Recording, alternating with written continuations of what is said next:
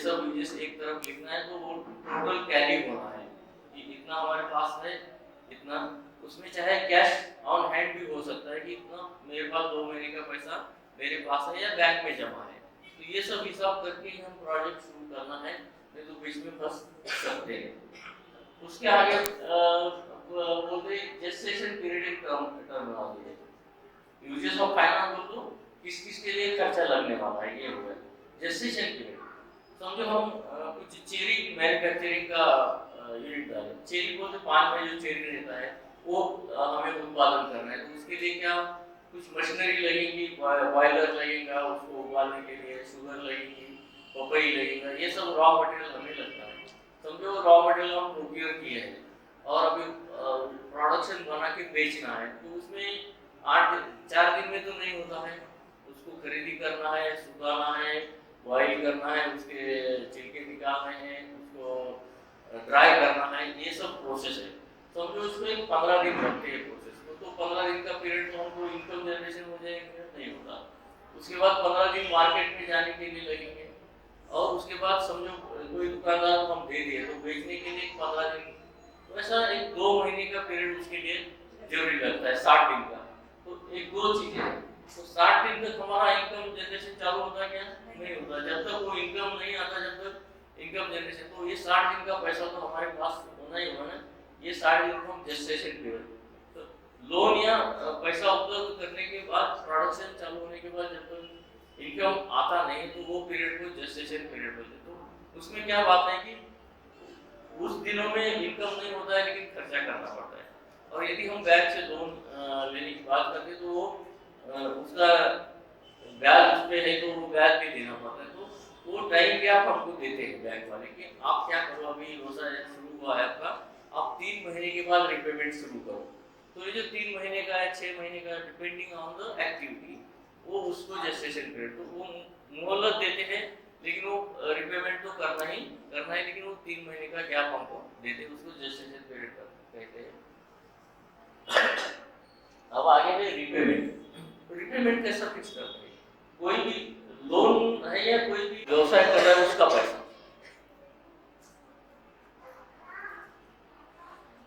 उसके बाद rate of interest है नॉर्मली 12% रेट ऑफ इंटरेस्ट, 10 साल 10 सेकंड पर ईयर, 12 रुपीज, 100 रुपए के लिए साल के लिए, 12 रुपए तो महीने को 1%। तो नॉर्मली कोर्स में बैंक का लोन जो रहता है वो 1% रेट ऑफ इंटरेस्ट से हमें मिल सकता है। अभी हम जो सिक्योरिटी की बात कर रहे हैं उसमें प्राइमरी सिक्योरिटी हम जो बोल रहे कि जो एसेट निर्माण होते हैं उसको प्राइमरी सिक्योरिटी बोलते हैं।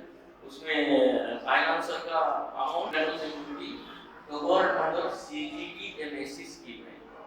उसका लॉन्ग फॉर्म है credit guarantee trust fund for micro and small enterprises. So यदि माइक्रो मैन्युफैक्चरिंग या सर्विस सेक्टर में हम काम कर रहे हैं तो अलग से सिक्योरिटी देने का जरूरी नहीं, जो एसेट क्रिएट होंगे वही हमारी सिक्योरिटी वो CGTMSE में कवर करना है, तो वो इंश्योरेंस है। यदि हमारा एक्टिविटी शुरू हो गया और दो साल के बाद कोई दिक्कत आ गई और हम बैंक का कर्जा वापस नहीं कर पाए, तो बैंक कोई फाइल एप्लीकेशन विद CGTMSE कि ये एक्टिविटी नहीं कुछ कारण से नहीं चल पाया है, तो ये डिफॉल्ट में गया है, तो उसका जो डिफॉल्ट है उससे कुछ परसेंट 65% वो कंपनी बैंक को देगा। तो हमारा जो कर्जा है वो कंपनी बैंक को देगा, तो बैंक को भी नुकसान नहीं होगा और हमको भी तकलीफ नहीं होगी, हम एक्टिविटी फिर से शुरू कर सकते हैं। तो ये बहुत इम्पोर्टेंट चीज़ है। ये मंथली प्रिंसिपल का और इंटरेस्ट का दोनों का मिला के अराइव करते हैं रकम और अपने को देते हैं, वो मंथली हमें जो तारीख दे वहाँ जाके बैंक में भरना है, तो इंस्टॉलमेंट और इंटरेस्ट हम पे कर सकते हैं। उसमें दो चीजें हैं, एक तो टर्म कंपोनेंट है और वर्किंग कैपिटल है। टर्म कंपोनेंट को हम मंथली रिपेमेंट है, वर्किंग कैपिटल को जो साइक्लिंग फंड्स जो रेगुलर आपके रिक्वायरमेंट है फंड्स का डेली यूज का, तो मंथली बेसिस पे उसको इंटरेस्ट चार्ज होता है, वो हम रिपे किए तो कितने ही साल हम ये वर्किंग कैपिटल यूज कर सकते हैं। रिव्यू करते हैं एक्टिविटी कैसी चल रही है, रिपेमेंट आ रहा है, स्टॉक है और यदि उसको कुछ जरूरी है तो बढ़ा के देने का भी बैंक सोच सकता है। यदि हमारी एक्टिविटी सपोज 10 लाख का टर्नओवर है और अभी हमारे पास कुछ ऑर्डर्स आ गए हैं, नया सप्लाई देना है, तो 10 लाख का 12 लाख 11 लाख 15 लाख एनहांसमेंट भी बैंक वाले कर सकते हैं। उसके लिए पूरे प्रूफ हमारे पास होना चाहिए, मेरे पास कितने ऑर्डर्स आए हैं, मुझे क्या बनाना है या क्या बेचना है, और बेचने के लिए कितना टाइम लगेगा, और पार्टी के पास से मुझे पैसे कब वापस आएंगे। समझो 2 महीने का मुझे रिक्वायरमेंट है एडिशनल कैपिटल, तो बैंक वाले एडिशनल लोन भी हमें दे सकते हैं। तो एक सुविधा आपने को बैंक में उपलब्ध होती है। उसके बाद स्टॉक, जो भी हमारा मैन्युफैक्चरिंग या ट्रेडिंग या सर्विस यूनिट है, तो उसमें स्टॉक का बहुत सारा महत्व है। हम जो भांडवल उपलब्ध करते हैं, यदि वो बैंक का है या खुद का है, उतना स्टॉक वहाँ रहना बहुत जरूरी है। स्टॉक के 3 प्रकार रहते हैं। एक तो रॉ मटेरियल जो खरीदी करते हैं वो एक स्टॉक रहता है, कुछ सेमी फिनिश गुड्स, तो कुछ आधा प्रक्रिया में है, वो रहता है फिनिश गुड्स है जो हम बना के रखे हैं, और कोई हम सप्लायर के पास भेजे हैं, वो भी स्टॉक में आता है। तो ऐसा 4 इसमें स्टॉक का डिवीजन करते हैं। तो हमारा जो पैसा हम इन्वेस्ट किए वो अभी है क्या नहीं है देखने के लिए स्टॉक का जो पोजीशन है वो हमें मालूम रहना बहुत जरूरी है। हम हमेशा कोई भी दुकानदार के पास गए तो उनको हमेशा बोलते कि आज आपने दुकान में कितना स्टॉक है आप बोल सकते हैं क्या, और वो जो बोल सकता है वो सही व्यवसाय करने वाला आदमी है। कोई नफा घाटा बोल सकता है तो सही व्यवहार करने वाला। यदि नफा घाटा का गणित नहीं आता तो व्यवहार आगे नहीं चलता है, क्या हो रहा है समझ में नहीं आता। जब तक भांडवल है, जब तक व्यवसाय करेंगे और एक दिन देखेंगे तो अरे कुछ भी नहीं है, खाली है, तो मुश्किल हो जाता है। तो नफा घाटा और स्टॉक का मेंटेनेंस एक्टिविटी में बहुत जरूरी है कि हम कितना पैसा लगाए। छोटा उद्योग है 50,000 का, तो 50,000 का हम माल लेके आए तो हमारे पास आज या दिस मोमेंट कितना माल है, उधारी कितनी है, बेचे कितने हैं, या सप्लायर को कुछ एडवांस दिए है क्या, ये सब हिसाब टैली होना बहुत जरूरी है और डेली बेसिस पे करना है। आजकल अभी सिस्टम्स है कंप्यूटर में, बहुत सारे प्रोग्राम्स है, तो स्टॉक मेंटेनेंस अभी इजी हो गया है। एक बार स्टॉक आप इन्वर्ट कर दिए तो वो कितना सेल हो गया है, कितना बचा है, इजी तरह से। पहले मैन्युअली थोड़ा डिफिकल्ट था, लेकिन अभी कंप्यूटर की वजह से बहुत इजी हो गया है कि इतना मॉडल लाया है, इतना प्रोसेस में है, इतना सेल हो गया है, इतना सप्लायर को दिया है, तो ये कैलकुलेशन करना बहुत जरूरी है। स्टॉक मेंटेनेंस जिसको आता है वो अच्छा व्यावसायिक बन सकता है। उसके बाद अदर टर्म्स कुछ होते हैं। तो कोई भी एक्टिविटी, पैसा बहुत बार उपलब्ध होता है, लेकिन पैसे का प्रॉपर यूज करना एंटरप्रेन्योर की बहुत बड़ी जिम्मेदारी, उद्योजक की बहुत बड़ी जिम्मेदारी है। यदि वो पैसा प्रॉपर यूटिलाइजेशन नहीं हुआ तो एक्टिविटी नहीं चलेगा, इनकम जनरेट नहीं होगा। तो इसलिए पहले कोई भी फाइनेंसर हो या खुद हो, तो पहले देखना है कि वो एक्टिविटी शुरू होना है, तो हम जिस हिसाब से पैसे उपलब्ध किए हैं उसको यूज करना है। और उसमें भी बहुत बार दिक्कत क्या होती है कि हमको यदि हम एक आधा यूनिट डाल रहे हैं तो उसका कैपेसिटी समझो 1000 यूनिट बनाने का है। कभी कभी क्या होता है, नहीं अभी बना रहे तो 1200 का बनाओ, तो उसमें क्या होता है कि हम जो पैसे लाए वो उतने उसको पूरे नहीं होते, ज़्यादा पैसे लगते हैं और फिर एक्टिविटी शुरू होने में दिक्कत होती है। तो जो प्रोजेक्ट रिपोर्ट में हम किए हैं वही हिसाब से आगे अपना प्रोजेक्ट बढ़ाना है, तो ही हम सक्सेसफुल हो जाए। उसमें 10% कॉन्टिजेंसीज रहते हैं, कॉन्टिजेंसीज 10% कम ज़्यादा, 10% ज़्यादा लगेंगे, 10% कम लगेंगे, इतना ही वेरिएशन होना है। उससे ज़्यादा वेरिएशन हो गया तो अपना एक्टिविटी शुरू नहीं हो जाएगा। उसके बाद routine transaction through bank account, ये बहुत इम्पोर्टेंट चीज़ है।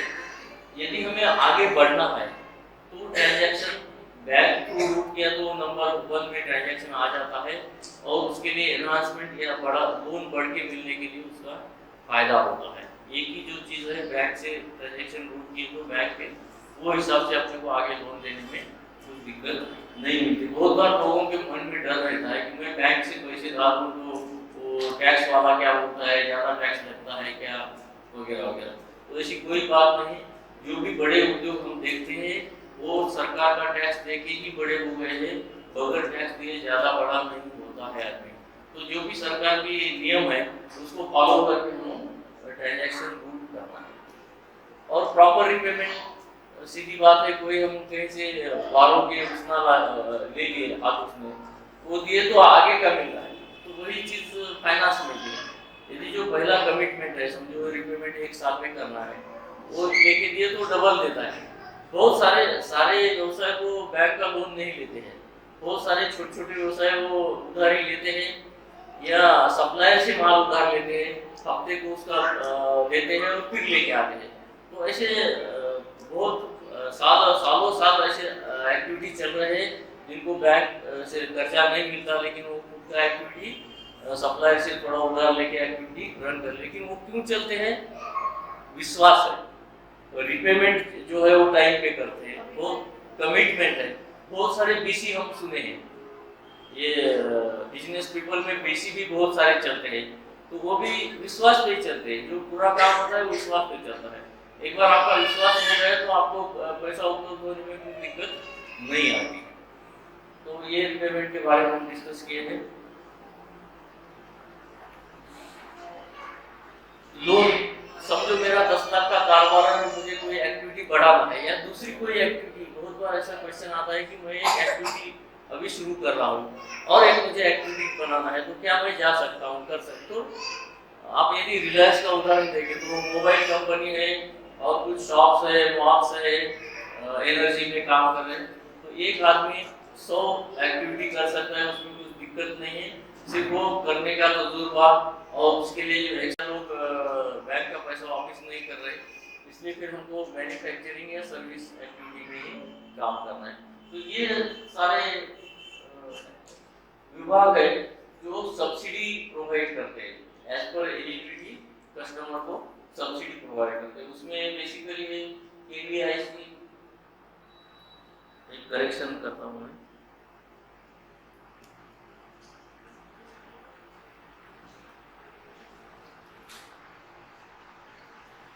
केवीआईसी थ्रू एप्लीकेशन हमें रूट करना पड़ता है। डिस्ट्रिक्ट लेवल पे टास्क फोर्स कमेटी है, जिला कलेक्टर उनके अध्यक्ष रहते हैं, तो हम केवीआईसी या डीआईसी में हमारा एप्लीकेशन प्रोजेक्ट रिपोर्ट के साथ देना है, वो टास्क फोर्स कमेटी में रखते हैं। प्रोजेक्ट अच्छा है तो उसमें स्क्रूटिनी करके बैंक के पास वो भेज देते हैं। बैंक में जब एक्टिविटी के लिए एप्लीकेशन भेजते हैं तो तीन एप्लीकेशन में 2 एप्लीकेशन मंजूर होते हैं, एक रिजेक्ट। तो बैंक को जो टारगेट दिया है उसमें उनको दिया है कि आप इसमें से 2 चूज करो, तो ये हिसाब से करते हैं। समझो 15 एप्लीकेशन उनके पास है तो 10 सैंक्शन होते, 5 वापस आते हैं।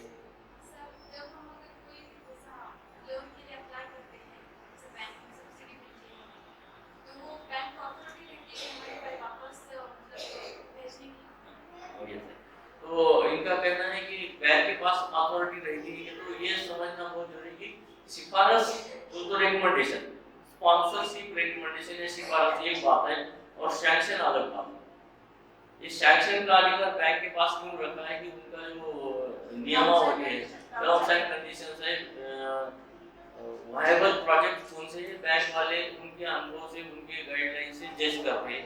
इसलिए प्राइमा फैसी जो एप्लीकेशंस ठीक लगते हैं वो स्पॉन्सर किए जाते हैं, भेज देते हैं, लेकिन आखिर जो है वो बैंक वाला रिजेक्ट करता है, सैंक्शन करता है, वो अधिकार बैंक के पास दिया हुआ है। Thank you. उसके बाद जिला उद्योग केंद्र है, वो भी वही काम करते हैं, डीआईसी और केवीआईसी।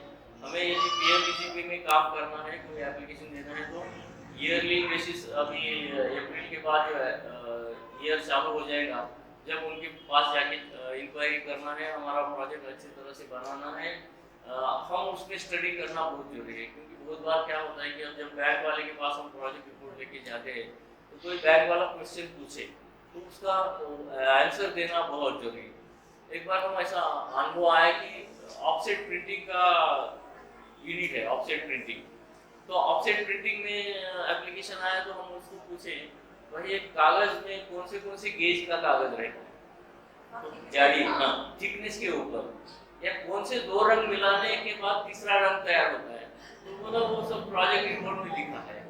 तो यदि मुझे ये मालूम नहीं तो मैं ये यूनिट कैसा रंग करूँ, कोई मुझे फंसाया तो ये दिक्कत और एक है, मुझे मालूम नहीं तो दूसरा आदमी मुझे फंसाता है। शाही की कीमत क्या कोट करता है वो मुझे सही है या नहीं मुझे मालूम होना है। जेरोक्स का जो शाही है उसका कार्ट्रिज कितने रुपए में आता है ये मुझे मालूम होना है, तो ही मैं एक्टिविटी अच्छी तरह से चला सकूंगा। इसलिए उसमें थोड़ा नॉलेज आना बहुत जरूरी है। तो जब भी प्रोजेक्ट रिपोर्ट आप बनाएंगे तो पहले उसका स्टडी करो। सीए के पास से बनाओ, लेकिन उसका स्टडी हम खुद करना है, किताब में पढ़ना है और एक करना है। खाली प्रोजेक्ट रिपोर्ट बनाना ये नहीं है, तो वैसा प्रोजेक्ट जाके उसको विजिट देना है, उसके पास मिलना है, उसके 2 घंटे उसके पास बैठना है, वो मालूमात करना है कि ये कैसा होता है, और फिर हम उसमें आगे बढ़ते हैं या ट्रेनिंग लेना है। तो अनुभव का एक बहुत बड़ा इम्पोर्टेंस इसमें है। उसके बाद स्टेट कॉर्पोरेशन है, जैसे महात्मा फुले विकास मंडल, विजय अन्नाभाऊ पाटे, वसंतराव नाइक, ऐसे अलग अलग से कॉर्पोरेशन है। इनके ऑफिस डिस्ट्रिक्ट लेवल पे है, वो भी हम वहाँ से स्पॉन्सर कर सकते हैं। उसके बाद समाज कल्याण विभाग का एक सेपरेट हैंडीकैप पर्सन के लिए ये लोन देते हैं, सब्सिडी देते हैं। लोन बैंक देता है, लेकिन सब्सिडी का स्कीम इनके पास समाज कल्याण ऑफिस में भी रहता है। जिला परिषद का समाज कल्याण ऑफिस है, वहाँ जाके भी हम इंक्वायरी कर सकते हैं। माइनॉरिटीज के लिए भी सब्सिडी है। और एक है NULM, national urban livelihood mission, ये म्यूनसिपालिटी थ्रू ये स्कीम चलाते हैं, तो वो भी सब्सिडी देते हैं। उसमें बहुत सारे हजारों एप्लीकेशन आते हैं, तो उसमें देखना है हमारा प्रोजेक्ट सस्टेनेबल है, ये देख के हमको सबमिट करना है। और स्क्रूटिनी महानगर पालिका के अधिकारी स्क्रूटिनी करते हैं, बाद में बैंक के तरफ देते हैं, तो उसमें मंजूरी मिल सकती है। ये हमारे लिए अच्छा फोरम है। और लास्ट में जो है तो मुद्रा लोन, उधर भी ठीक है। मुद्रा लोन एक नया स्कीम आया है, तो पहले मुद्रा लोन और ऊपर के बाकी के लोन, इसमें क्या डिफरेंस है हम देखेंगे। तो बेसिकली क्या है, बाकी NULM से ऊपर जो भी है स्कीम सरकार को आते हैं, उसमें सब्सिडी है। मुद्रा लोन में सब्सिडी नहीं है, लेकिन लोन देने का प्रावधान है। अब लोन देने का प्रावधान और एक है, उसको 12% रेट ऑफ इंटरेस्ट बैंक वाले लगाते हैं, हर एक ब्रांच को टारगेट दिया है।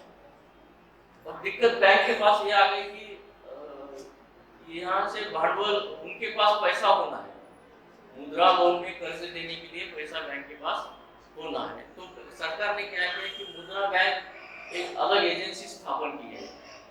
तो सरकार क्या करता है कि मुद्रा बैंक से बैंकों के लिए लोन देता है। बैंकों के लिए 6% से समझो मुद्रा लोन से बैंक ले लिया, तो इधर उद्योजक को या एंटरप्रेन्योर को 12% से वो लोन देगा, वसूली करके फिर वापस। तो बैंक ने ऐसा नहीं कहना कि हमारे पास पैसे नहीं है, इसलिए वो मुद्रा लोन का एक सेपरेट यूनिट, सेपरेट बैंक सरकार ने स्थापित किया है, वहां से ये सब मॉनिटरिंग होता है। मुद्रा लोन जो भी सैंक्शन करते हैं उसका रिफाइनेंस बोल सकते हैं, चलन रेगुलर करने के लिए। हाँ वो देखेंगे, वो डिस्कस करेंगे। अच्छा क्वेश्चन है, लेकिन मुद्रा लोन का आगे PPT पूरा डिटेल है, वो हम डिस्कस करेंगे। तो बेसिक मुद्रा लोन का हम जो डिफरेंस देखना चाहते थे, तो वो है कि उधर सब्सिडी नहीं है, लेकिन लोन हर एक बैंक को देने के लिए सरकार ने प्रावधान किया है। अभी देखेंगे वो तो थोड़ा मुझे, हम भी नहीं प्रिपेयर किए वो बारे में, लेकिन स्कीम्स है। वो जो माइनॉरिटी के पंच प्रधान का जो भी प्रोग्राम है उसमें भी है। और वो हाँ वो कॉर्पोरेशन जो है वो हिसाब से वो है। और एक है स्त्री शक्ति, SBI state bank of India में महिलाओं के लिए ये व्यवसाय के लिए लोन उपलब्ध करा देते हैं।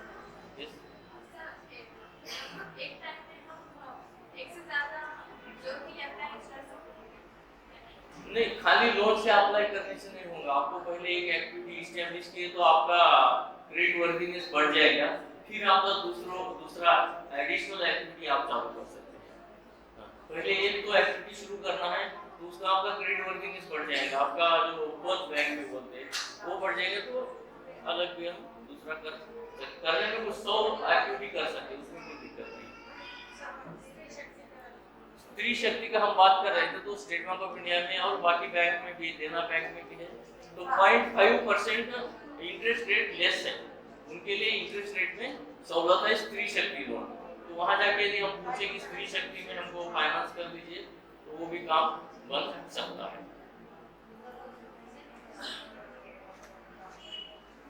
तो ये मुद्रा के लिए सरकार ने एक अलग से मुद्रा बैंक बनाया है और एक कार्यान्वित किया है। तो उसमें क्या क्या स्टेजेस है वो देखेंगे। ये थोड़ा इंफॉर्मेशन दिया हूँ मैं कि टारगेट हर बैंक ब्रांचेस को टारगेट दिए हैं। बैंक वालों की दिक्कत क्या है कि पहले जो लोग कर्जा लिए और नहीं भर रहे, इसलिए थोड़ी सी दिक्कत बैंक की बढ़ गई कि उद्योजक को पहचानना कैसा कि ये कर्ज एक्टिविटी शुरू कर रहा है या नहीं कर रहा है। ये थोड़ा पहचान हो गए तो बैंक वाले कर्ज देने को नहीं बोलते नहीं है।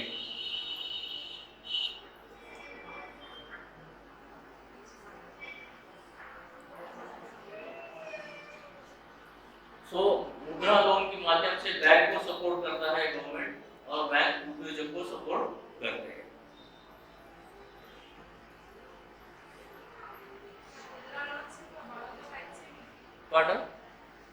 मुद्रा लोन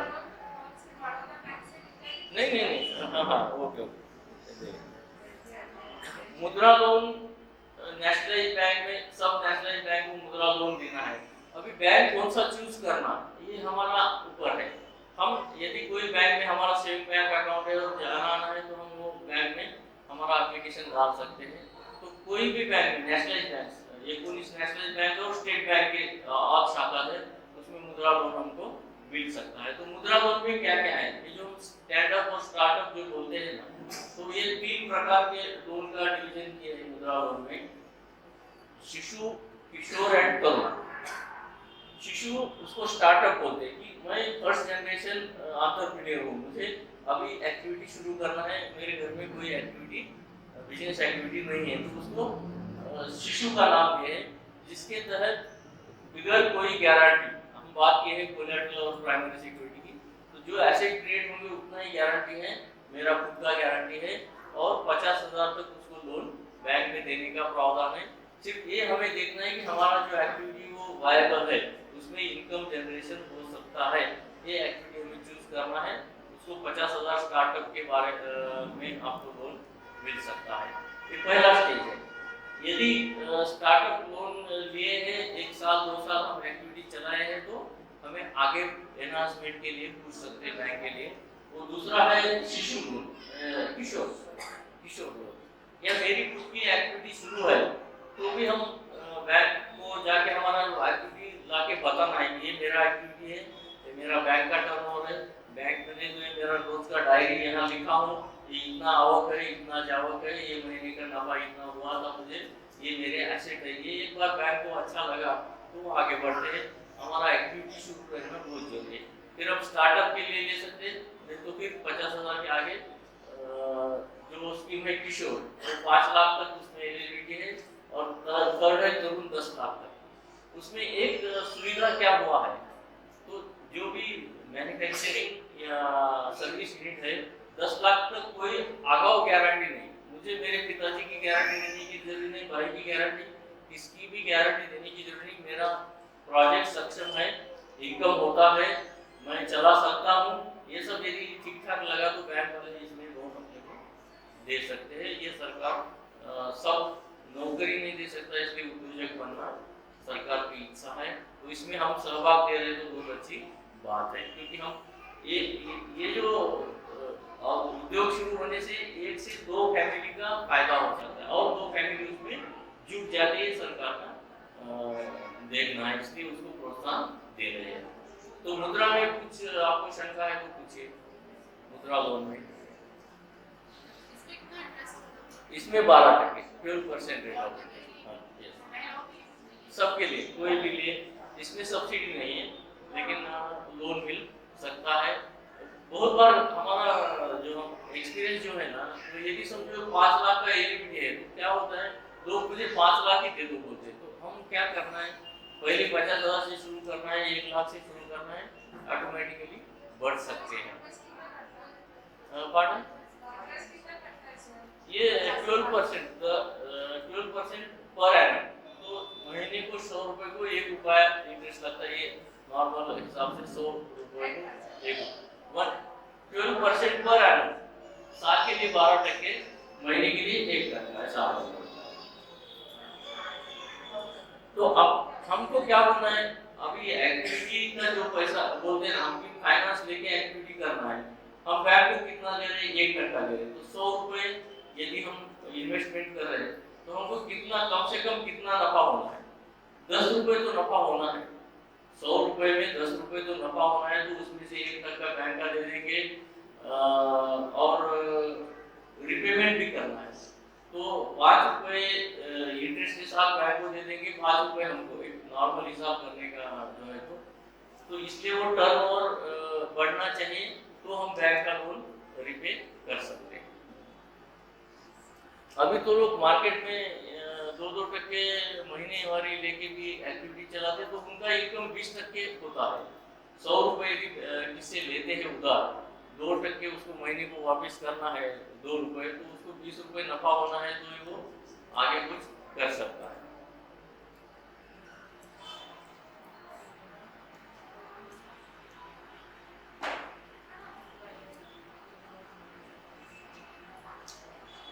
उसमें गवर्नमेंट का पॉलिसी है, उसमें हमें हमारा एक्टिविटी का रजिस्ट्रेशन करना है, क्योंकि इंडिविजुअल और एक्टिविटी अलग अलग दो चीजें, इसलिए आइडेंटिफिकेशन के लिए हमारा रजिस्ट्रेशन करना जरूरी है।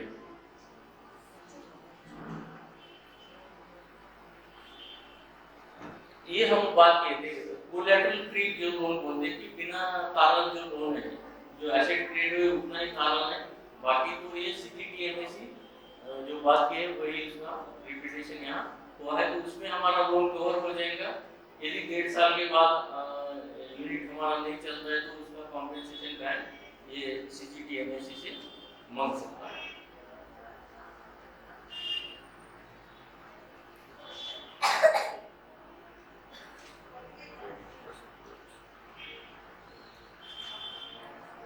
और एक थोड़ा सा आपसे हम डिस्कस करके 5 मिनट में अपना एक ये सेशन खत्म कर देंगे। सेल्फ हेल्प ग्रुप, आप स्वयं सहायता गट या बचत गट सुने होंगे, बचत गट चलाते होंगे कहीं, यहाँ से कहीं एक्टिविटी बचत, तो उसमें क्या क्या होना है। तो ये एक अच्छा एक्टिविटी है, क्योंकि एक से बजाय 4 लोग एकत्रित आ गए तो हम अच्छा काम कर सकते हैं। तो इसमें ये रिक्वायरमेंट है, बचत गट का खाता 5 से 20 मेंबर बैंक में जाके खोल सकते हैं। बचत गट को अलग रजिस्ट्रेशन करने का कुछ जरूरी नहीं है, सेविंग बैंक अकाउंट बचत खोल सकता है, और उसमें अपना टर्नओवर, लाखों का टर्नओवर भी सेविंग बैंक अकाउंट में बचत गट के लिए सहूलत है, और एक्टिविटी भी कर सकते हैं। उसमें सबका सिग्नेचर ये सब देते हैं, और चारों के नाम का एक ज्वाइंट अकाउंट होता है, वो भी खोल सकते हैं, इंडिविजुअल अकाउंट खोल सकते हैं। उसके बाद में जो है तो कुछ लीगल पर्सन बोलते हैं, ये जो बाकी के जो नीचे है, partnership form, LLP, private limited company, public limited company, one person company, trust है, एसोसिएशन है, एडमिनिस्ट्रेटर है, ये सब लीगल पर्सन होते हैं, क्योंकि इंडिविजुअल के बाद लीगल पर्सन आते हैं। तो अभी हम देखते हैं पार्टनरशिप, 2 या ज्यादा 20 लोग एकत्र आए, उनका पार्टनरशिप नियमावली बन रही, पार्टनरशिप डीड बना है, उसका रजिस्ट्रेशन के लिए पार्टनरशिप बन जाता है।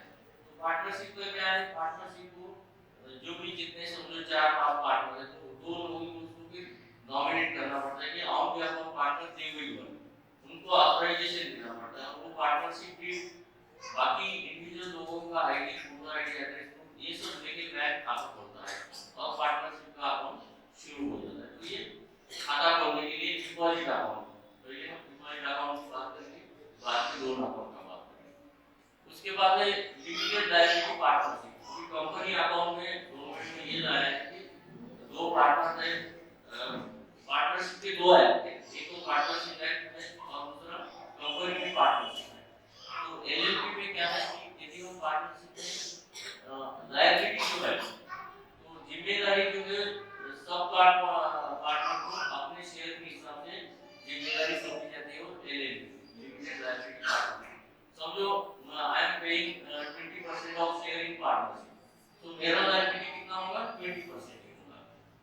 पार्टनरशिप में क्या है, दो आए कंट्रीब्यूटिंग 20%, मेरा लग कि 100% है, तो ये डिफरेंस उसने किया है। उसके बाद है प्राइवेट लिमिटेड कंपनी, तो दो या ज्यादा लोग ज्यादा पढ़ना होगी इसमें आ सकते हैं, एक एकत्र आगे ज्वाइन होकर एक कंपनी बना सकते हैं। वो कंपनी का registration register of company Mumbai वहां करना पड़ता है। पार्टनरशिप का भी रजिस्ट्रेशन पार्टनरशिप एक्ट के तहत करना है, कंपनी का रजिस्ट्रेशन भी कंपनी एक्ट के तहत कंपनी रजिस्ट्रार के पास करना है, इसका ऑफिस मुंबई में। तो प्राइवेट लिमिटेड है तो उसका लिमिट 50% तक ही लेडीज जेंट्स जो भी है तो 50 मेंबर तक उसमें सहभाग दे सकते हैं। उससे ज्यादा बड़ी कंपनी स्थापन करना है तो उनको पब्लिक लिमिटेड कंपनी, तो उसके साथ रजिस्ट्रेशन करना है, उनके भी रूल्स है रजिस्ट्रेशन के लिए, उनका भी नियमावली बनाना पड़ता है, उनका हेड ऑफिस कहाँ है, वो क्या व्यवसाय करते हैं, कौन सा व्यवसाय करके कहाँ करेंगे, ये सब वो रूल्स एंड रेगुलेशंस उसको memorandum of association and memorandum article of association ऐसा कहते हैं, तो वो करके हम पब्लिक लिमिटेड कंपनी की स्थापना कर सकते हैं। अभी 1% की कंपनी स्थापन कर सकते हैं, तो 1% कंपनी का भी सरकार ने कंपनी एक्ट में लाया है, तो यदि एक आदमी है वो अपनी कंपनी स्थापन करना he can register he or she anybody can register as a 1% company law, उसका जो भी रूल्स है उसको साथ में लेके ये सब जो ट्रस्टीज है या लीगल पर्सन है उसको लीगल पर्सन बोलते हैं, तो उसको अपना सीए की थोड़ी मदद लेनी पड़ती है, क्योंकि all rules we are not able to, सबके नियम हमको मालूम नहीं रहते, तो उसके थोड़ा सीए का हमको मदद लेना पड़ता है। उसके बाद ट्रस्ट है, ये जो संस्था जो आपकी जो ये ट्रेनिंग ऑर्गेनाइज है वो ट्रस्ट के अंदर आती है, तो सात लोग एकत्र एक ट्रस्ट या एनजीओ स्थापन कर सकते हैं और अलग अलग काम उसमें कर सकते हैं, स्कूल खोलना है या ट्रेनिंग देना है और जो भी नो प्रॉफिट नो लॉस ये किसी पे जो भी काम करते हैं ये ट्रस्ट करते हैं। सर ये ट्रस्ट अगर अपने को कोई बनाना है फॉर एग्जांपल, तो ट्रस्ट बनाने के लिए अपने को कहाँ रजिस्ट्रेशन करवाना पड़ता है, उसका कौन सा फॉर्म वगैरह? बिल्कुल बहुत बढ़िया। तो अपना बाबा पेट्रोल पंप के पास एक चैरिटी कमीशन का ऑफिस है, धर्मालय है, तो वहाँ उसका रजिस्ट्रेशन हमें करना है, मिनिमम 7 लोग उसमें होना है और उनका 7% मिनिमम 7% और ज्यादा से ज्यादा 11% में 20 हो सकते हैं, वो कुछ दिक्कत नहीं है, मिनिमम 7% तो उसको एनजीओ भी बोलते हैं, ट्रस्ट या एनजीओ। ये जो स्कूल सब चलते हैं तो ट्रस्ट के अंदर ही चलते हैं, बहुत सारे ट्रस्ट में वो अपना स्कूल खोल लेते हैं और धर्मालय के पास रजिस्ट्रेशन करता है, बहुत सारे दवाखाने भी ट्रस्ट के अंदर चलते हैं, मेडिकल प्रैक्टिशनर भी ट्रस्ट में आ जाते हैं। तो ये किसी ने हमको बताया कि अगर आपको ट्रस्ट कहीं से मतलब बनाना है तो आपको कोई लॉयर के पास जाना पड़ेगा जो आपको ट्रस्ट की टाइप्स बताएगा, फिर उसके बाद आप कौन सी टाइप की ट्रस्ट खोलना चाह रहे हैं, तो फिर वो 5-6 हज़ार रुपये कुछ लगते शायद कोर्स के, ऐसा कुछ है कि सर? नहीं वैसा तो नहीं होता क्या है, अभी नॉलेज जो है ज्ञान जिसको बोलते हैं, knowledge is power all are educated, अगर आपको मालूम है नॉलेजेबल है इसलिए आप यहाँ आ सके, जो अनपढ़ हुआ है क्या नहीं है, नॉलेज इज पावर, नॉलेज मुझे ताकत देता है। तो एक चीज बहुत अच्छी हुई है जमाने में टेक्नोलॉजी की वजह से, आपने मुट्ठी में नॉलेज है, आपके पास सेल फोन है, उसमें नेट है, यदि ट्रस्ट के लिए क्या लगता है ये आप टाइप किए गए तो पूरा 100 पेजेस का इंफॉर्मेशन इसमें आया, मुझे कौन सी एक्टिविटी करना है वो यदि उसमें टाइप करेंगे तो बहुत सारा इंफॉर्मेशन वहाँ उसका आइडेंटिफिकेशन भी करना है, इसलिए क्या है थोड़ा सा जो नॉलेजेबल पर्सन है वकील ने उसने जो भी काम किया है उसके उसका अनुभव भी उसके पास आता है। और पैसे की बात करें तो गवर्नमेंट की भी बहुत सारे थोड़ी रहती है, 1500 रुपये रहती, लेकिन क्या ये जो बीच में का जो आदमी है वो उसके दिल पे है कितना पैसा लेना है, वो कंसल्टेंसी जिसको बोलते हैं सलाह, तो डॉक्टर के पास कोई डॉक्टर को 50 रुपये में ट्रीट करता है, कोई डॉक्टर के पास जाने के 50 रुपये लगते हैं, 500 रुपये लगते हैं, तो इट डिपेंड्स ऑन, तो ये है, लेकिन उसके पास कुछ फी नहीं, फी तो मामूली एक 500,000 रुपये से ज़्यादा फी नहीं है, लेकिन आप वहाँ जाके घर बैठे भी इंक्वायरी कर सकते हैं,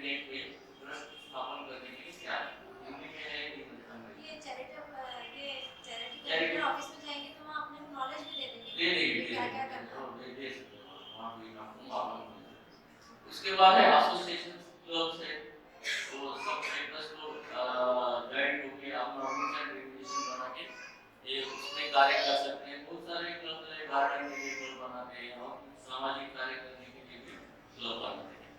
एडमिनिस्ट्रेटर है, वो कोर्ट से अपॉइंट होता है, जिसकी प्रॉपर्टी डील करना है कोर्ट, उसके लिए एडमिनिस्ट्रेटर और लिक्विडेटर ये बड़े उनको मालूम है सब।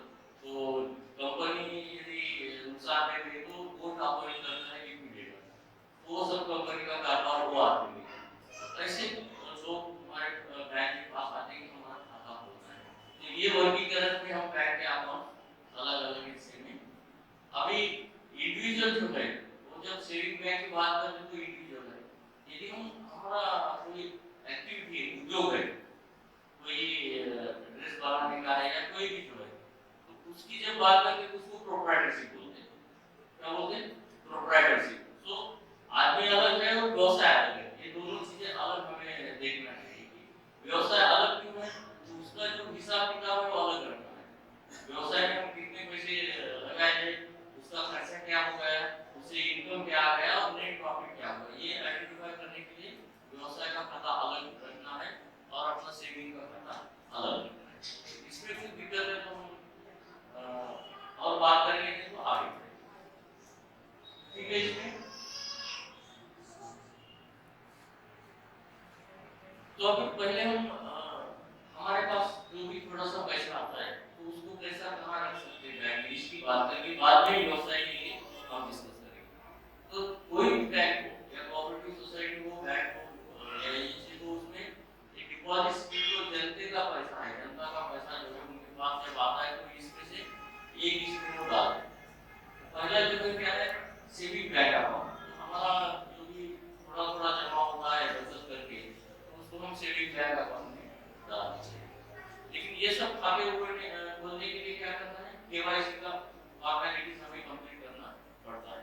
तो बचत खाता है, बचत खाते में कुछ रिस्ट्रिक्शन है, बचत खाता एक या ज्यादा से ज्यादा 4% के नाम पे खोल सकते हैं, उसको जॉइंट अकाउंट बोलते हैं। बचत खाते में क्या खाता खोल गया तो हम हमारे जो भी छोटी जमा है उसमें डाल सकते हैं।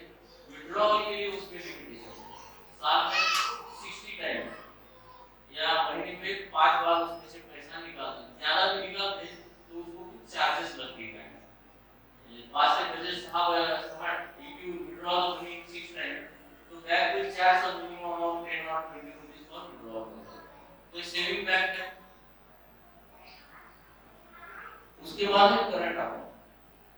तो यदि हम कोई व्यवसाय कर रहे हैं तो हमें करंट अकाउंट खोलना चाहिए। सेविंग बैंक में टर्नओवर का लिमिटेशन है, सेविंग बैंक में ज्यादा अभी समझो हम एक एक्टिविटी कर रहे हैं, टेलरिंग का काम कर रहे हैं और हमारे पास पैसे आते हैं, रोज आते हैं और कुछ खरीदने के लिए हमें निकालना पड़ता है, तो आए वाले पैसे हम करंट अकाउंट में जमा कर सकते हैं, चेक देके उसको निकाल सकते हैं। उसको लिमिटेशन नहीं, 10 बार भी चेक दिए, 15 चेक दिए, 50 चेक दिए तो कुछ प्रॉब्लम नहीं, 4 बार भी बैंक में जा सकते हैं, जमा कर सकते हैं, 4 बार विड्रॉ कर सकते हैं, उसमें अनलिमिटेड ट्रांजैक्शन है, इसलिए उसको करंट अकाउंट बोलते हैं। सेविंग बैंक में मिनिमम अभी एसबीआई ने लगाया तो 3000 रुपये औरंगाबाद के लिए मिनिमम उसमें रखना पड़ता है। कुछ 2 साल पहले मिनिमम बैलेंस का क्राइटेरिया निकाल दिए थे बैंक ने, उसका कुछ जगह निकल गया, लेकिन फिर से लगाया तो मिनिमम 3000 रुपये सेविंग बैंक में रखना पड़ता है। उसके बाद है करंट अकाउंट में कोई बैंक का 10,000 लेते हैं, कोई 5,000 लेते हैं। करंट अकाउंट में कम से कम 5,000, कोई बैंक में 2,000 है, गवर्नमेंट बैंक में 2,000 में करंट अकाउंट खोल सकते हैं। एसबीआई में 10,000 रुपये मिनिमम बैलेंस रखना पड़ता है, नहीं तो उसको पेनल्टी लगता है। तो करंट अकाउंट में हम क्या कर सकते हैं, तो करंट अकाउंट में खाता खोलने के बाद वो एक तो करंट अकाउंट पर्सनल नाम पे खोलना है, नहीं तो एक्टिविटी के नाम पे, so and so activity xerox shop, तो वो नाम पे हमें अकाउंट खोलना है प्रोप्राइटरशिप में। यदि हम प्रोप्राइटर है तो उसमें हमें चेक बुक किया जाता है, पहले 50 चेक बुक के लिए पैसे दे सकते हैं, लेकिन बाद में चेक बुक मांगेंगे तो उसके पैसे देना पड़ता है। वो चेक हम थर्ड पार्टी को दे सकते हैं, जो अपने नाम पे चेक आए वो करंट अकाउंट में जमा कर सकते हैं, तो पैसा कैरी करने का जरूरी नहीं है, चेक देना है, चेक से जमा करना है, ये करंट अकाउंट का प्रोसेस है। उसका जो टर्नओवर है वो आगे यदि हमें कुछ कर्ज लेना है तो करंट अकाउंट का टर्म हमें सपोर्ट करता है कि मेरा व्यवसाय में कितना आ जा रहा है बैंक को मालूम होने के लिए करना। यदि हम डॉक्यूमेंट सेम है, यदि हम बिजनेस के नाम पे करंट अकाउंट खोल रहे हैं तो बिजनेस का रजिस्ट्रेशन हमें देना है in addition to our regular document. हमारा जो आईडी प्रूफ है उसके एडिशन में बिजनेस का समझो बिजनेस का रजिस्ट्रेशन कहाँ करना पड़ता है, हमें कुछ छोटा उद्योग करना है। हाँ आधा वेरी गुड, बहुत बढ़िया बहुत बढ़िया। ये तो मैं कल ही सुना हूँ और आज यहाँ सुनने को आ रहा है, तो मुझे भी थोड़ा ज्ञान ज्यादा मिल रहा है यहाँ पे। तो आधार उद्योग में कर सकते हैं, जिला उद्योग केंद्र है DIC, उसमें जाके भी हम अपना रजिस्ट्रेशन कर सकते हैं।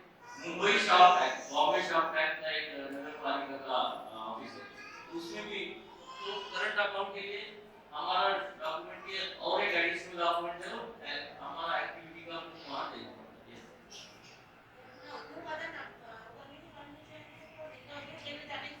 नहीं नहीं जरूरी नहीं, एक बार उद्योग आधार में किए ना तो अभी क्या है बहुत सारा चीजें सरकार ऑनलाइन कर रहा है, ये बहुत अच्छी बात है। तो ऑनलाइन कोई रजिस्ट्रेशन किए तो वो वहाँ उसमें जाने का जरूरी नहीं, यदि वो बोलते हैं तो सिर्फ डॉक्यूमेंट पोस्ट से वहाँ भेज देना, बाकी हम जाने का जरूरी नहीं।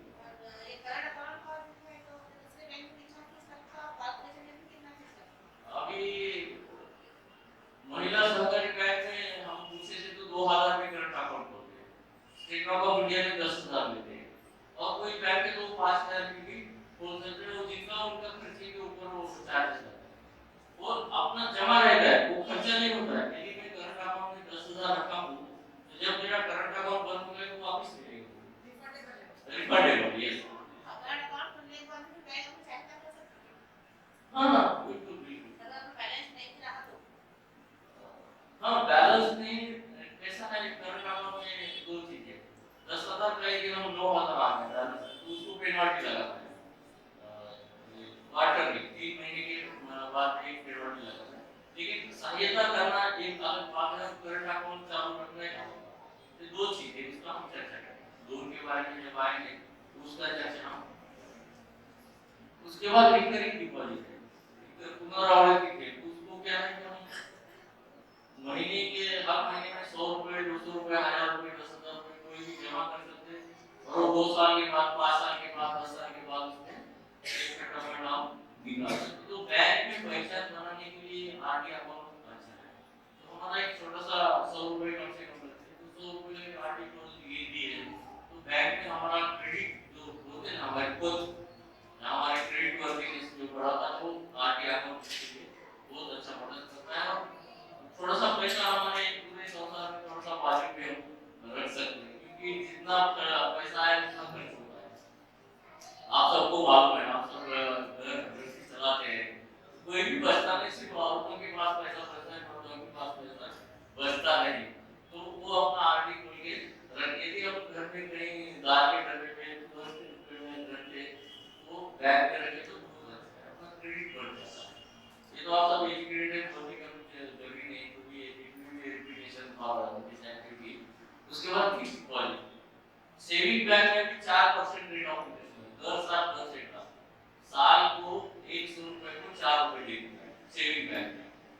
आरडी और फिक्स्ड डिपॉजिट में ज्यादा रेट ऑफ इंटरेस्ट मिलता है, वो नॉर्मली 7 से 8% है, अभी कम हो गया, तो पहले 12% तक गया था, 100 रुपए को 12 रुपए की बैंक देती थी, लेकिन अभी वो 6-7% पे आया है। हरकत नहीं, लेकिन अपना पैसा तो बाजू रखने का है। फिक्स्ड डिपॉजिट में भी 10 साल तक जो कि 1000 रुपए से ज्यादा 1000 10,000 2000 लाख 2 लाख जो भी जितना रखना है वो फिक्स्ड डिपॉजिट में रख सकते हैं। तो ये चार नाम अलग अलग रहते हैं, बहुत सारे बैंक इसको अलग नाम से डबल योजना या और कुछ ऐसे नाम देते हैं, लेकिन ये बेसिक 4 अकाउंट अपने जमा करने के लिए बैंक में खोल सकते हैं। तो हमारी हम सबसे रिक्वेस्ट करते हैं कि अपना अपना अपने नाम का खाता बैंक में खोलो, ज्वाइन करो, अकेला करो या ज्वाइन करो, आप साथ में बैंक में अपना खाता रखो, अपना वर्क क्रेडिटनेस बढ़ जाता है कि भाई इनका बैंक में खाता है, कल है तो आगे व्यवसाय की दृष्टि जरूर करो। ठीक है ओके चलो, तो ये इसके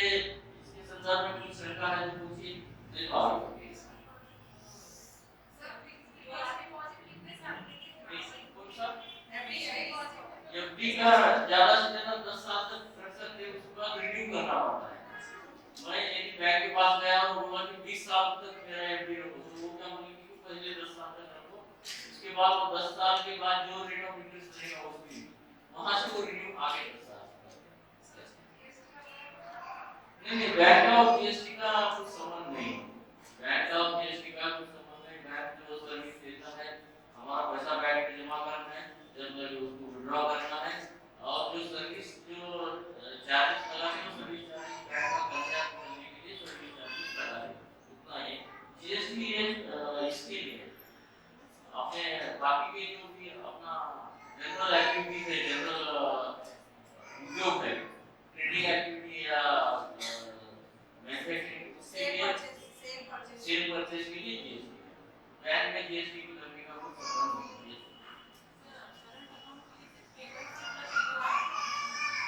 करंट अकाउंट के लिए केवाईसी उद्योग आधार के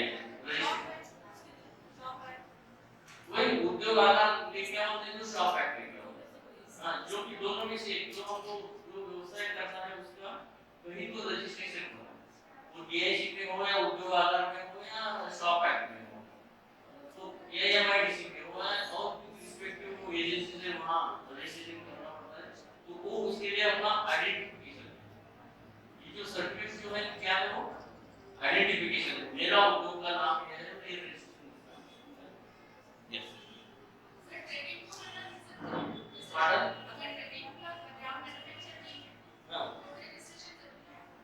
कौन से भी एक्टिविटी यदि करना है तो कम से कम वो बॉम्बे स्टॉक एक्ट में तो करना है, कम से कम या उद्योग आधार में करना है। तो ट्रेडिंग भी हो तो क्योंकि नाम देता है, हम हमारा शॉप का नाम रखेंगे तो आइडेंटिफिकेशन के लिए रजिस्ट्रेशन करना है। और उसके बाद आगे जो है वो सेल टैक्स, जीएसटी में रजिस्ट्रेशन, जो लिमिट है इनकम का या टर्नओवर का, उसके बाद रजिस्ट्रेशन जीएसटी वाले के भी होंगे। पार्टनर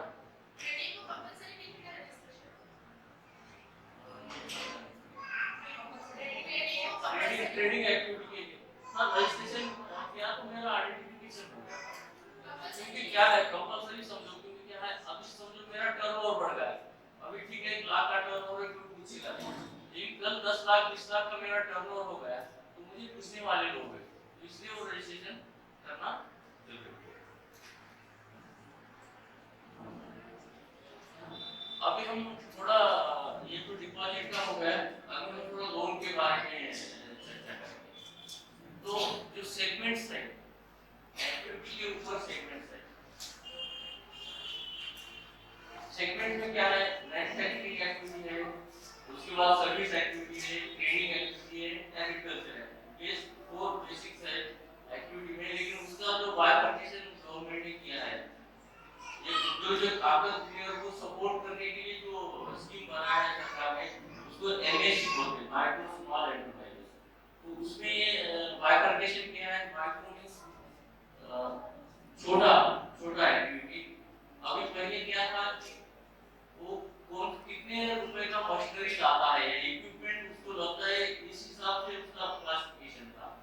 25 लाख तक यदि मशीनरी लग रहा है तो माइक्रो है, 2 करोड़ तक लग रहा है तो उसको स्मॉल बोलते हैं, 2 करोड़ के अबव यदि मशीनरी या इक्विपमेंट लग रहा है तो उसको मीडियम बोलते हैं। लेकिन वो अभी बायफर्केशन मॉडल भी थोड़ा डेफिनेशन अभी चेंज किया है सरकार ने, तो अभी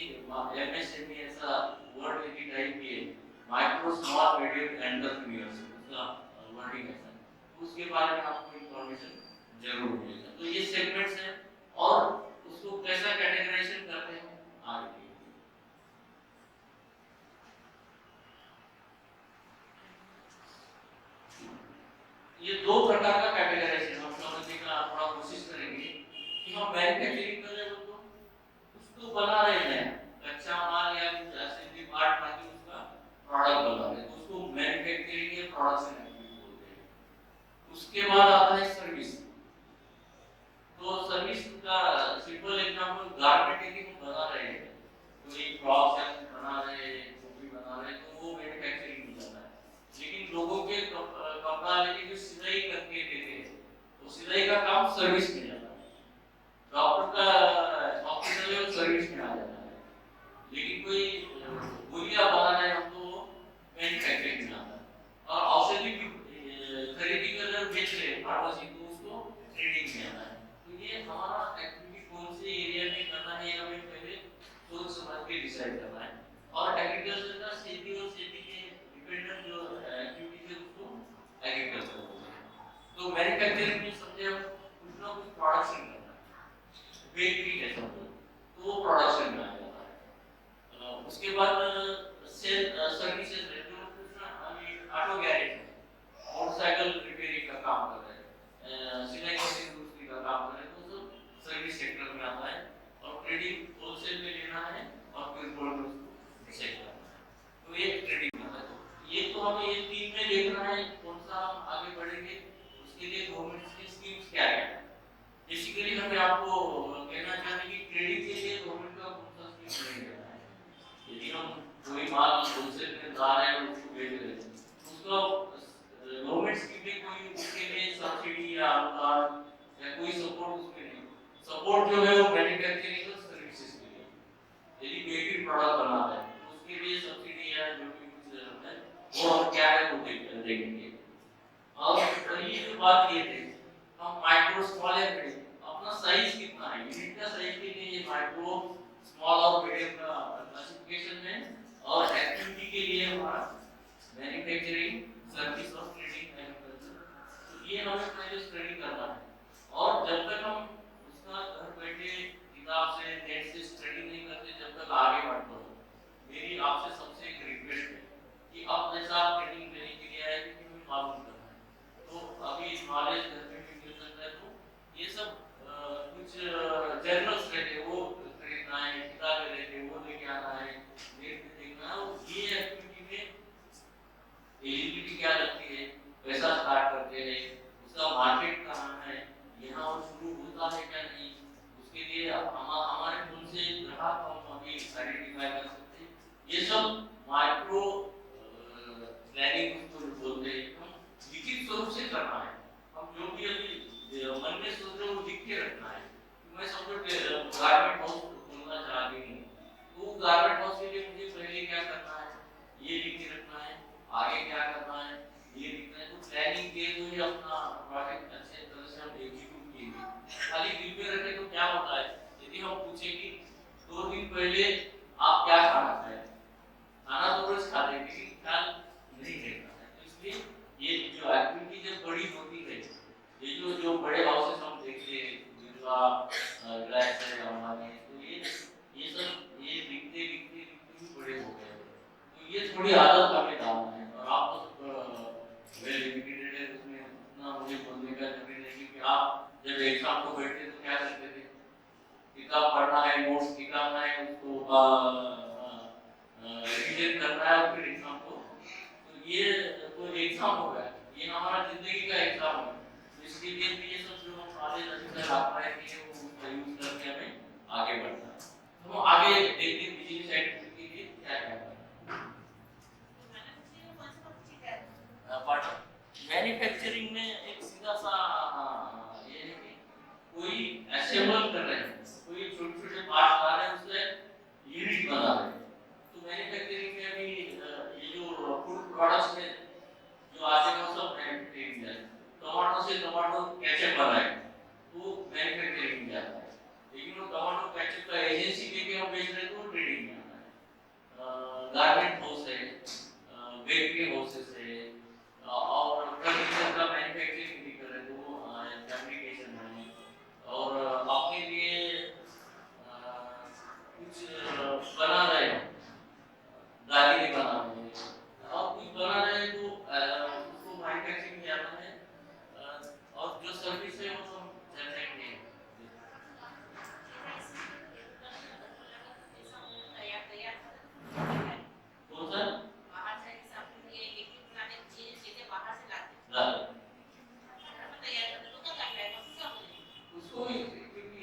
प्रोडक्ट हम बना रहे हैं, जो 4 केमिकल्स लाए हैं, उसका एक क्लीनर बनाना है।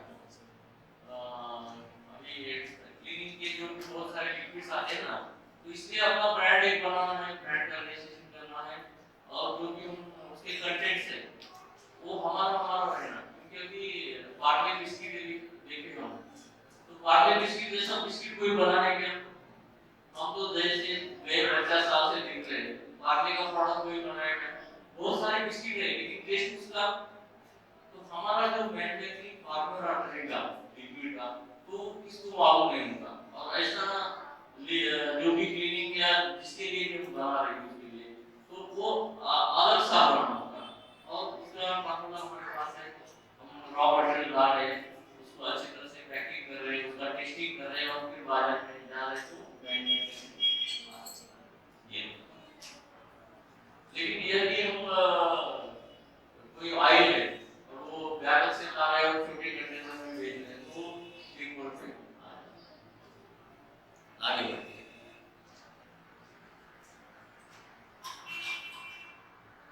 एंटरप्रेन्योरशिप, ये तो आप अभी जो ट्रेनिंग कार्य किए हैं, तो उद्योजक जिसको बोलते हैं, क्या बोलते हैं, उद्योजक और एंटरप्रेन्योर, ये बेसिकली क्यों करना है, ये थोड़ी सी चर्चा शायद हम करेंगे कि ये क्यों करना है।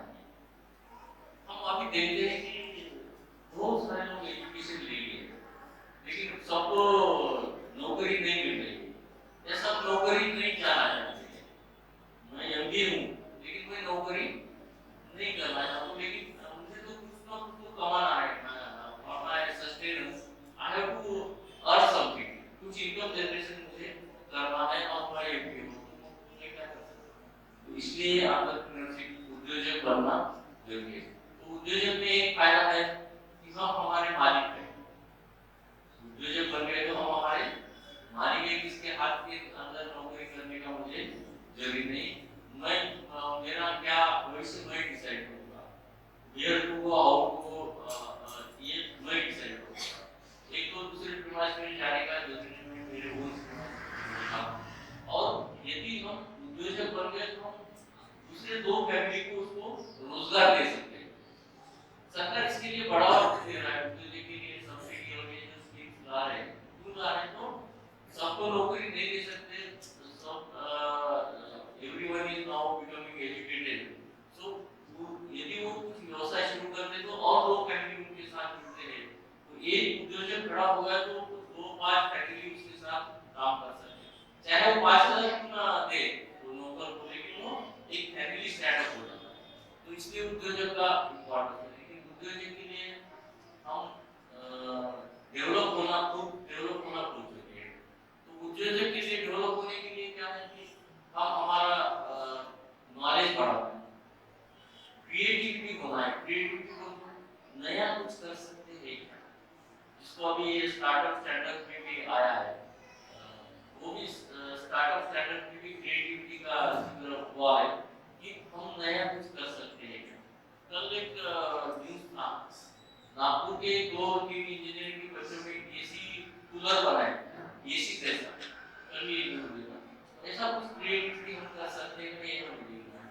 उद्योजक के पास प्रश्न करने का स्वभाव उसको होना है, बैठे बैठे कुछ नहीं मिलता है, खाना मिल जाएगा, खाना पकाने के बाद ही खाना मिलता है, इसलिए बैठे बैठे कुछ नहीं मिलता। उद्योजक को खुद का डेवलप करके एक्टिविटी के लिए नॉलेज लेना है, उसकी रिक्वायरमेंट क्या है, समझो मुझे कंप्यूटर क्लास शुरू करना है, मैं बीसीए बन गया हूँ, कंप्यूटर का ग्रेजुएट हो गया, तो मुझे कंप्यूटर की क्लासेस शुरू करना है, तो मुझे क्या करना पड़ेगा, पहले उसका नॉलेज मुझे ज़्यादा बढ़ाना पड़ेगा, कंप्यूटर का मुझे सब ज़्यादा से ज़्यादा आता है देखना पड़ेगा।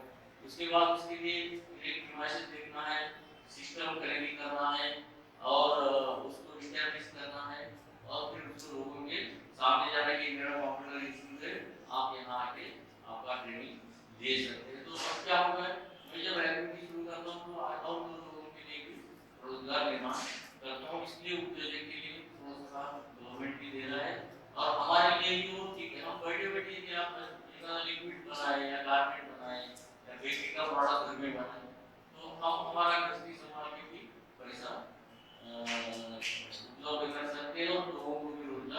दे सकते। तो इसके लिए इसका मालकियत हमारे पास है, इसके पास नौकरी करने का जरूरी नहीं है। अभी थोड़ा और आगे बढ़ते हैं। ट्रेन कितने बजे लेना है हमें? 1:30 हो गई। तो अब हम आगे बढ़ेंगे। हम जब डिपॉजिट का स्कीम का बात कर रहे थे तो क्या बात की? KYC, know your customer, customer के लिए पूरे जो डॉक्यूमेंट वहां पूछना है। अब जब हम लोन का बात करते हैं तो ये चीज बहुत इंपॉर्टेंट है, सिविल आप लिख लीजिए और घर में जाने के बाद सिविल का नेट पे आप सर्च कर लिया। आपको इधर तो हम डिस्कस करेंगे, लेकिन और थोड़ा ज्यादा मालूमात क्या है ये हम देखेंगे।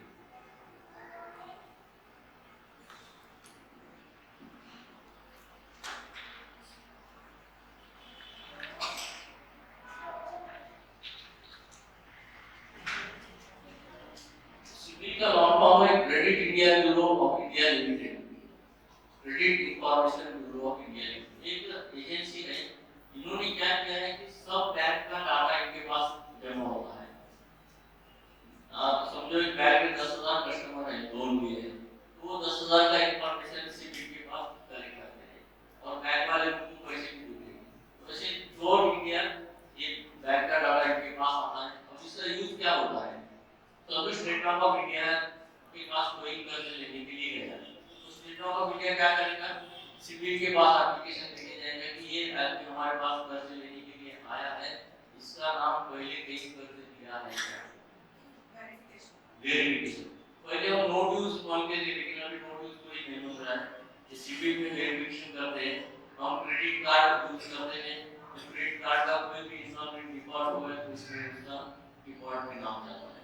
तो जो भी छोटा मोटा सोसाइटी से या बैंक से कर्जा लेना है उसका रिकॉर्डिंग सिविल में होता है और ये बैंक वाले यूज करते हैं।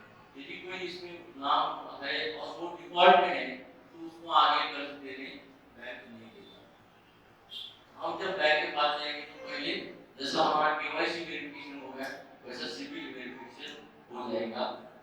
इसमें हमारा स्कोर अच्छा आ गया तो हमको आगे एप्लीकेशन भरने के लिए बैंक बोलता है। लेकिन क्या बोलता है? आप पहले डिफॉल्ट है, अभी आपको लोन हम नहीं दे सकते। तो ये इसका इम्पोर्टेंट है।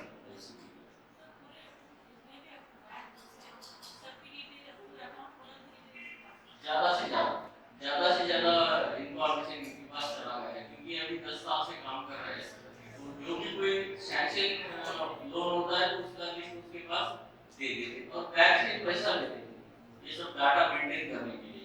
क्योंकि जब भी इंक्वायरी जाता है तो इनकी साइट पे जाता है, वो सिस्टम ऑटोमेटिक वेरीफाई करते हैं कि ये नाम उसमें है क्या नहीं है, नाम है तो फिर वो रिपोर्ट पैसा जनरेट।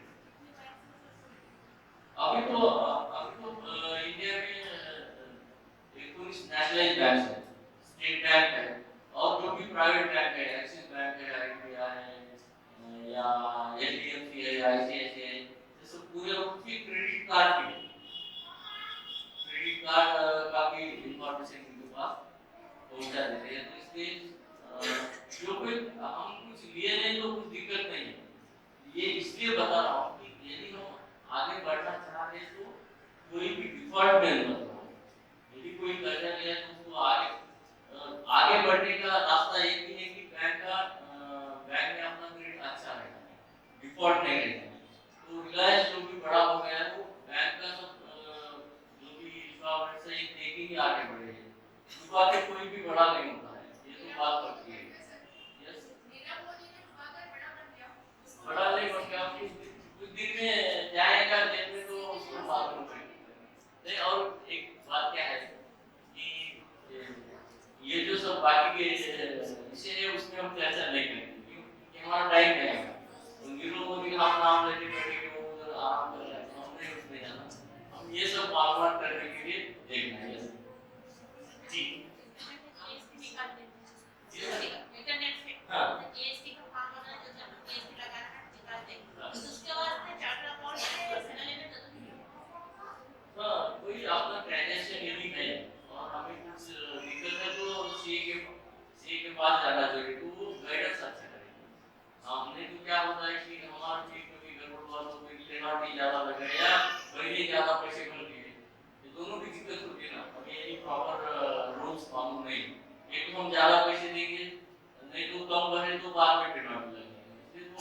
एवरेज ले लो कभी भी अच्छा नहीं जरूरी नहीं है तो उसका लिमिट क्या है वो देखना है कि टर्नओवर पे है यदि उतना टर्नओवर के नीचे है तो उसको जीएसटी का कुछ दिक्कत नहीं है तो इसका ये सिर्फ हमारे मालूमात के लिए इसमें घबराने का या डरने का कोई बात नहीं लेकिन असली क्या है सिस्टम मालूम करना है इसलिए हम ये सीपी का डिस्कस किए अभी थोड़ा और आगे बढ़ते हैं अब जब लोन की बात आती है तो उसके बारे में हम उसके पहले और एक थोड़ा सा याद आए कि बैंक कैसा चलता है बैंक का एक्टिविटी फंक्शनिंग क्या है ये थोड़ा सा हम डिस्कस करेंगे बैंक कैसा फंक्शन करना है कोई बोल सकता है तो बैंक क्या होता है कि पहले जनता से डिपॉजिट लेता है ये मतलब मैनेज बैंक की और पार्टी की जो भी बैंक है वो पब्लिक से पैसा इकट्ठा करते हैं उसको क्या बोलते हैं हम डिपॉजिट ठीक है अब डिपॉजिट बैंक के पास आने के बाद बैंक क्या करता है लोगों को लोन बोल के उधार देता है तो जब डिपॉजिट पब्लिक से लेता है तो उसके 6% या 7% रेट ऑफ इंटरेस्ट देता है और वही पैसा जब लोन की तरफ लोन को देते हैं तो उसको 12% 13% लगाते हैं तो उसमें का जो 5% डिफरेंस है उसके ऊपर बैंक का जो भी खर्चा है स्टाफ का सैलरी है रेंट है इलेक्ट्रिसिटी बिल है ट्रांसपोर्टेशन है ये सब व्यवस्था उसके ऊपर चलती है तो अभी बैंक किसका है यदि ये स्टेटमेंट नहीं किया हो जनता से बैंक पैसा डिपॉजिट लेता है और जनता को लोन देता है तो बैंक किसका हो गया पब्लिक का बैंक मेरा है पब्लिक का है जनता का है बैंक सरकार का नहीं है लेकिन हमारे दिल में क्या रहता है कि वो बैंक सरकारी और रुपया लोग भी कुछ करने तो ऐसा नहीं है ये जनता का बैंक है इसलिए जनता परेशान रहती तो ये पैसा जो है बैंक में जनता का अभी समझो और एक दिक्कत हमारे दिल में हमेशा आती है कि बैंक वाले कर्ज नहीं देते लोन नहीं देते तो मैं एक छोटा सा ऐसा उदाहरण आपको देता हूँ कि समझो मैं वैजापुर में बैंक मैनेजर था और वहाँ एक आदमी ने मेरे पास एक 2 कोटी रुपए ला के रख दिए बैंक हम क्या कि 1 तारीख को पैसे आए दूसरे 1 तारीख तक उसको तिजोरी में बंद करके रख दिए क्या कि वाचमैन रख दिए उसको संभाल के रख दिया अब अगले महीने में क्या हो जाएगा next month what will happen that person will come and ask me for the interest वो बोला मेरा 2 कोटी रुपए आपके पास जमा रखिए लेकिन उसका जो ऊपर का 50,000 ब्याज था वो मुझे दे दीजिए यदि हम बैंक वाले उसको तिजोरी में बंद करके रखेंगे तो क्या हो जाएगा कैसे रहेगा उसका आगे कुछ उसके इनकम होगा क्या नहीं होगा और फिर मैं उसको 50,000 वापस कर पाऊंगा क्या तो बैंक का क्या काम है बैंक ने शॉप इसलिए खोला है कि उसको कर्जा देना है लेकिन जनरल अवेयरनेस ऐसा रहता है कि बैंक कर्जा दे क्यों नहीं देता तो एक दिक्कत ये है कि किसको लोन देना है वो वापस आना है या नहीं ये मुझे देखना है वो एक्टिविटी शुरू करता है या नहीं ये मुझे देखना है एक्टिविटी शुरू हो गई तो ही लोन वापस आ जाएगा यदि कोई ने पैसे लेके गए और एक्टिविटी नहीं शुरू की तो वो रिपेमेंट नहीं हो सकता तो उसके इनकम बढ़ना है उससे तो ये एक्टिविटी चलेगा और बैंक का कर्जा वापस तो ये जो समझ है हमारी बैंक कर्जा नहीं तो वो नहीं है लेकिन अच्छे जो तलाश में बैंक है अच्छा उपयोजन मुझे कब मिलेगा और मैं पैसा तो वापस आ जाएगा और डिपॉजिट दूंगा अब ये जो कर्जा जो डूबता है समझो मेरा उनके इसके लिए मैं ये जो डूबता है तो बैंक के प्रॉफिट में से देना पड़ता है बैंक को जो प्रॉफिट हुआ है उसमें से वो प्रॉफिट कम हो जाता है यदि प्रॉफिट से ज्यादा नुकसान हो गया तो एक्टिविटी व्यवसाय क्या हो जाएगा बंद हो जाएगी तो वैसे बैंक भी बंद हो जाएंगे बहुत सारे कोऑपरेटिव बैंक बंद हो गए ये आप सुने होंगे तो उसका वसूली नहीं हुआ बहुत सारे बैंक भी बंद हो गए लेकिन अभी तक सरकारी बैंक नहीं बंद हुआ क्योंकि उसको सरकार का सपोर्ट है तो ये बात पर आप कहना चाहते हैं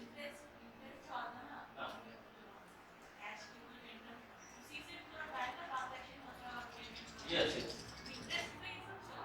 इंटरेस्ट नहीं चलता है बैंक का जो भी व्यवस्था है एक्टिविटी वो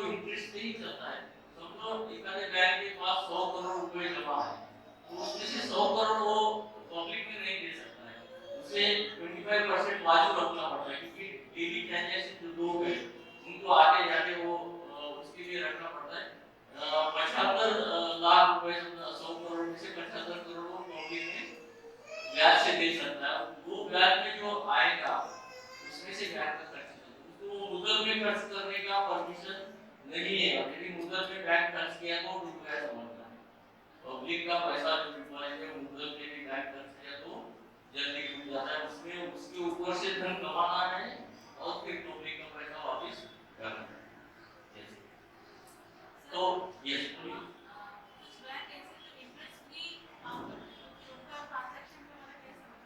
इंटरेस्ट फ्री यदि कोई करते हैं तो उनको कुछ ना कुछ तो उसके लिए सपोर्ट होना है।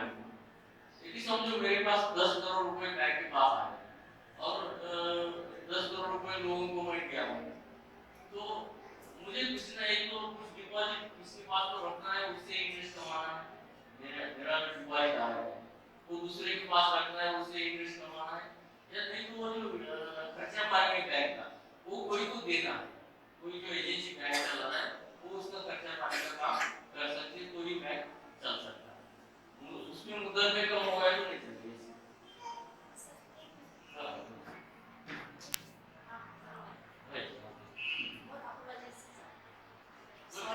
नहीं कोई बात देखिए आपको बैंकिंग की इसकी सारी चीज़ों की मालूमात दी जाए, इसलिए आप तमाम जानते हैं कि बैंक का काम पूरा एड्रेस पे चलता है।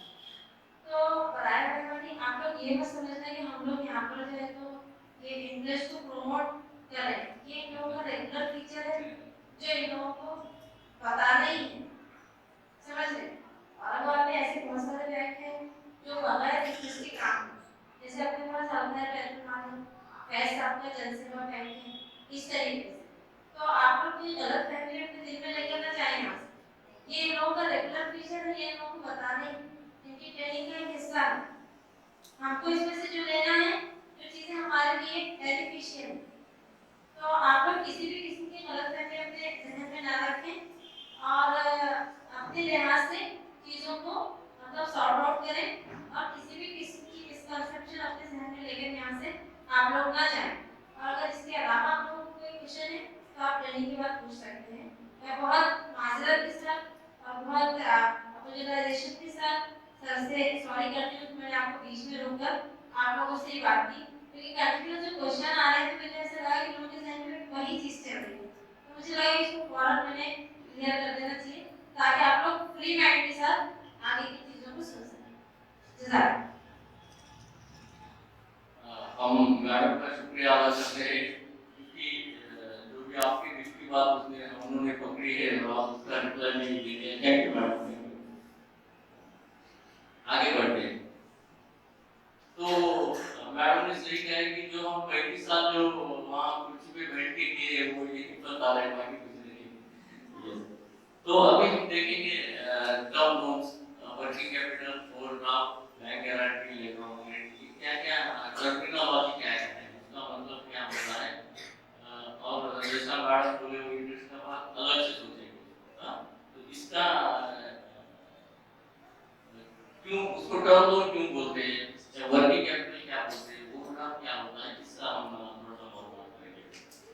तो अभी लोन कोई भी लोन की बात छोड़िए, लोन को तो अलग डिफरेंस है, लेकिन यदि कोई एक्टिविटी या उद्योग हमें शुरू करना है, उद्योजक को एक एक्टिविटी शुरू करना है, मैन्युफैक्चरिंग है या ट्रेडिंग है या सर्विसिंग है, तो ये शुरू करने के लिए क्या क्या लगता है हमें बेसिक इंफ्रास्ट्रक्चर होना है, जगह होना है, दूध की हो या रेट की हो, उसके बाद उसके इलेक्ट्रिसिटी होना है, उसके बाद उसको वाटर सप्लाई होना है, पंखे पीने के लिए तो पानी होना है, उसके बाद उसके साथ मशीनरी होना है, ठीक है, मशीनरी होना है, इक्विपमेंट होना है, और फिर रॉ मटेरियल मैन्युफैक्चरिंग है तो रॉ मटेरियल होना है, सर्विस एक्टिविटी है तो ग्राहक के लिए जो भी सुविधा उपलब्ध करनी हो हमारे यूनिट में होना है। तो ये सब चीजें अवेलेबल करने के लिए हम ये सब लिखित रूप से ये तो हमको थोड़ा सा जल्दी इसमें समझ में आ जाता है कि उसको हम प्रोजेक्ट रिपोर्ट करते हैं। क्या करते हैं उसको प्रोजेक्ट, वो बैंक का लोन हो या ना हो, लेकिन मेरा प्रोजेक्ट मुझे बनाना है तो प्रोजेक्ट रिपोर्ट मैं खुद बनाऊंगा, ये बहुत जरूरी है। और प्रोजेक्ट बोल तो क्या है, प्रोजेक्ट और प्रोजेक्शन तो अगले 5 साल में या अगले 10 साल में मैं क्या करने जा रहा हूँ, ये प्रोजेक्ट रिपोर्ट में आता है। 1 साल में, 2 साल में, 4 साल में, 5 साल में मैं क्या करने जा रहा हूँ, ये प्रोजेक्ट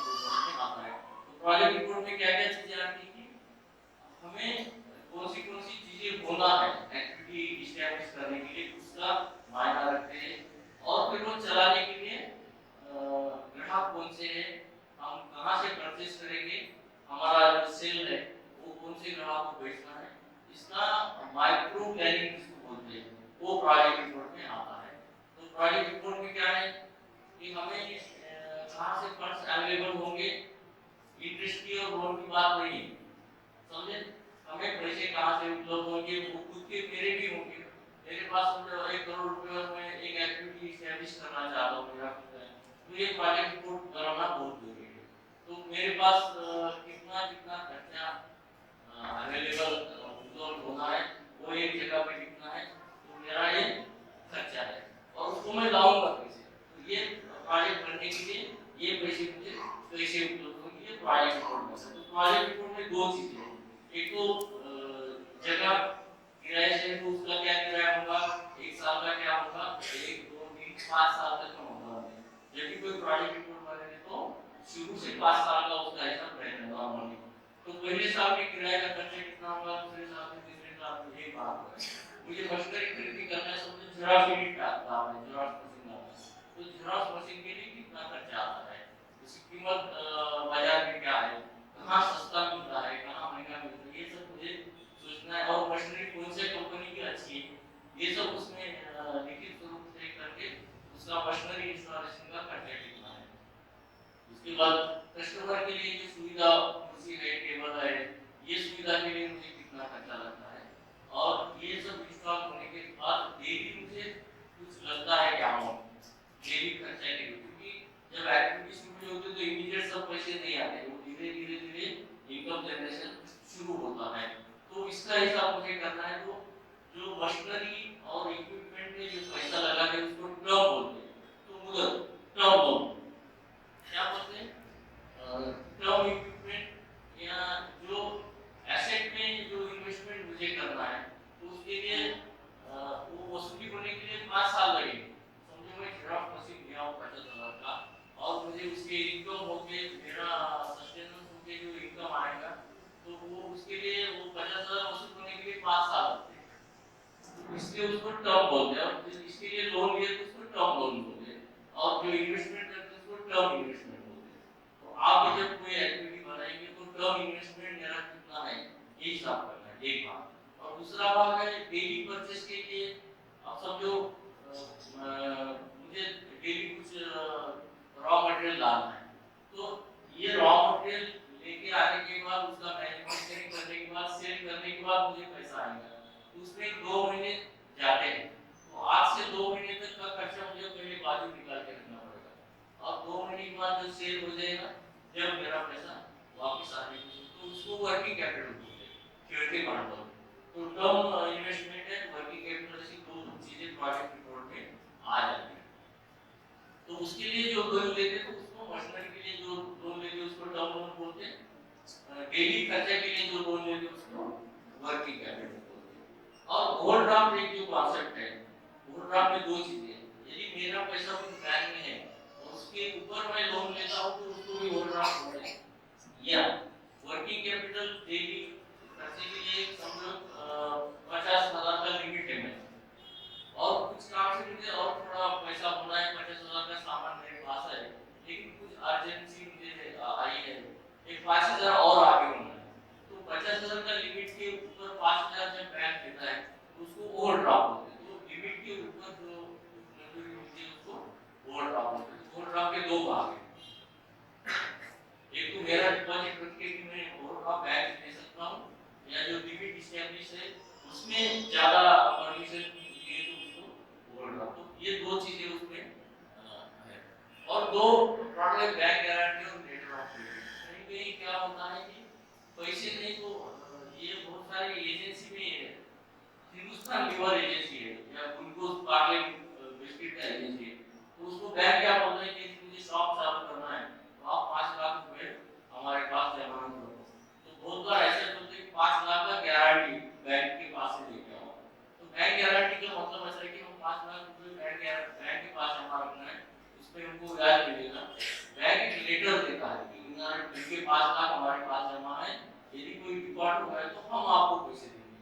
तो सामने वाले और मेरी पार्टी की पहचान डायरेक्ट पहचान नहीं है, ग्लूकोज वाले, पार्टी वाले या हिंदुस्तान लीवर वाले, तो क्या करते हो बैंक को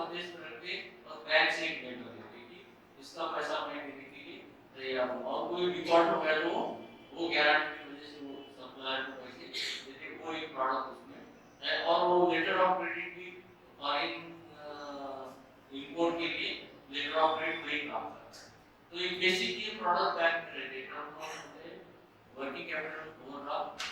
और इसके ये उद्योग के लिए ये सब जो लोन है वो उद्योग के लिए, पर्सनल लोन है, उसमें हाउसिंग लोन है।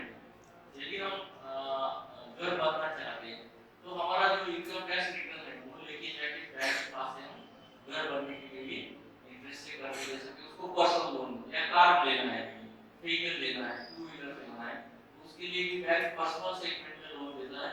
वो अलग बात है, वो उद्योग का उसका कुछ संबंध नहीं है। लेकिन वो इनकम वो है तो ही बैंक कर्जा देता है, इनकम नहीं तो बैंक कर्जा नहीं देता।